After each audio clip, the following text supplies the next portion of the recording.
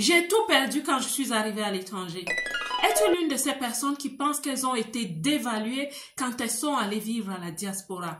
La santé, l'éducation, le travail, les finances, la qualité de vie, je dirais même la dignité. Parfois, nous perdons toutes ces choses quand nous arrivons loin de chez nous. Dans ce format de la Coach Coach, nous allons parler de 3 piliers qui souffrent très souvent quand on arrive dans la diaspora. Comment est-ce que cela se vit? Qu'est-ce qu'on peut faire pour ne plus vivre comme des âmes perdues loin de chez nous? Le premier pilier, les relations.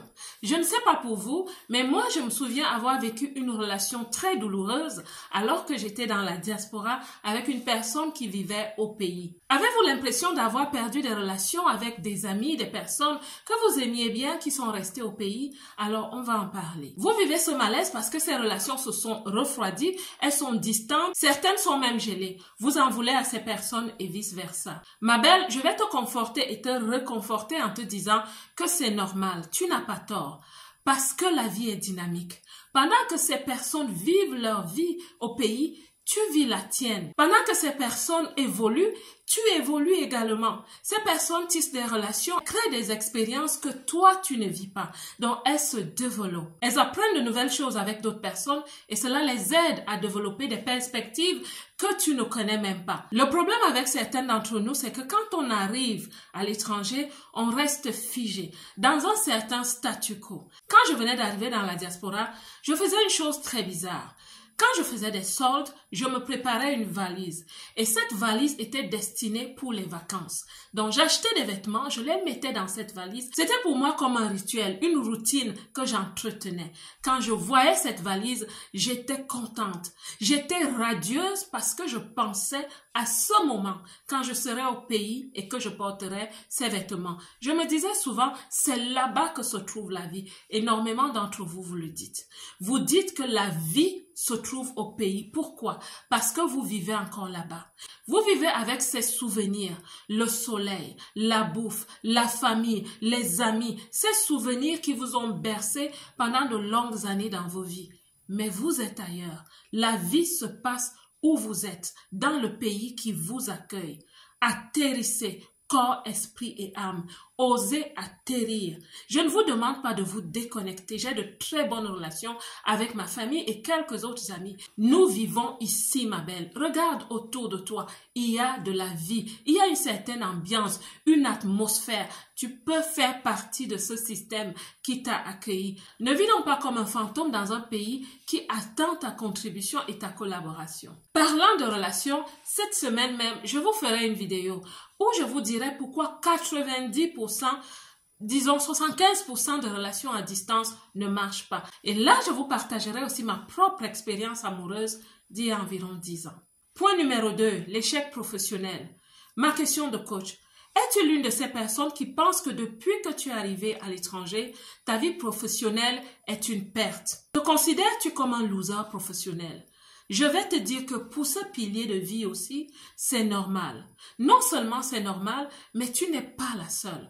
Pourquoi? Parce que quand on va à l'étranger, on vient avec une éducation et peut-être une expérience professionnelle qui paraît parfois inadéquate.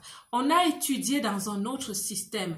Nos notions d'éducation sont totalement différentes et l'expérience professionnelle est parfois décalée et ça peut s'expliquer. Dans ta première socialisation, tu as étudié et même commencé à travailler dans un contexte dans ton pays où les notions d'éducation et l'environnement professionnel n'est pas le même. Donc quand tu débarques à l'étranger, tu viens avec un bagage qui est très positif. Qu'à cela ne tienne, il n'est pas totalement adéquat. Il va être sous-pesé, il va être évalué. Et parfois, on nous annonce que le diplôme n'est pas valide ou il n'est pas à la hauteur.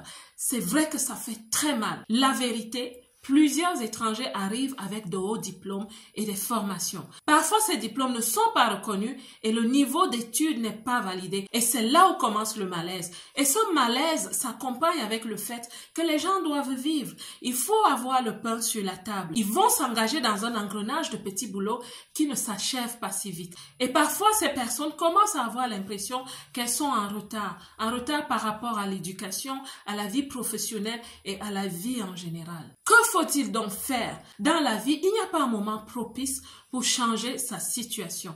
Quand tu te retrouves devant une situation difficile, je te conseille de te tenir devant le miroir, pas comme un diplômé, mais comme un être humain. On va donc connecter avec ses rêves, on va connecter avec sa vision première, on va regarder autour de soi, ses enfants, sa famille, on va penser à ce qu'on souhaite devenir un jour. Et là, il faut absolument prendre une solution. Il y a des personnes qui s'entêtent.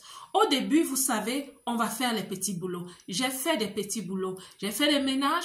J'ai fait le babysitting dans des familles. Chacun de nous avons fait des petits boulots. Mais certaines personnes s'entêtent. Elles s'entêtent parce qu'elles ont des diplômes et elles souhaitent commencer comme cadre dans des entreprises ou dirigeants. Ma belle, c'est une illusion. Dans la diaspora, il y a un mot qu'il faut intégrer en soi. À côté de l'adaptation, il faut accepter de se réinventer. Si on ne souhaite pas continuer à vivre avec les petits boulots, il faut apprendre à se réinventer. Le chemin vers le haut commence en bas. Donc, la solution que j'ai pour toi, ma belle, c'est accepter de se réinventer. Parfois, accepter de commencer petit. Et petit à petit, tu vas monter. Vous savez ce que je dis de plus en plus aux gens maintenant? C'est de considérer l'entrepreneuriat. Parce que l'entrepreneuriat part du fait que tu as un don que tu peux transformer en talent. Un talent qui peut devenir une compétence après une expertise. Oui, plusieurs personnes le font en ce moment. En tant que coach, j'accompagne des personnes, des entrepreneurs qui sont en train de créer des choses merveilleuses. J'encourage à cela. En tant qu'être humain, on est venu sur la terre avec un don. Alors, pourquoi ne pas déceler ton don et travailler dessus pendant que tu fais les petits boulots? La troisième chose que nous avons perdue quand nous sommes arrivés dans la diaspora, c'est notre identité. Avez-vous jamais entendu parler de l'expression la confusion identitaire? Alors, question du coach. Qui, comme plusieurs d'entre nous, avait vécu les syndromes que je vais citer maintenant? Je n'aime pas la vie que j'ai. Je ne sais plus définir qui je suis. Je ne sais plus spécifier ce que j'aime.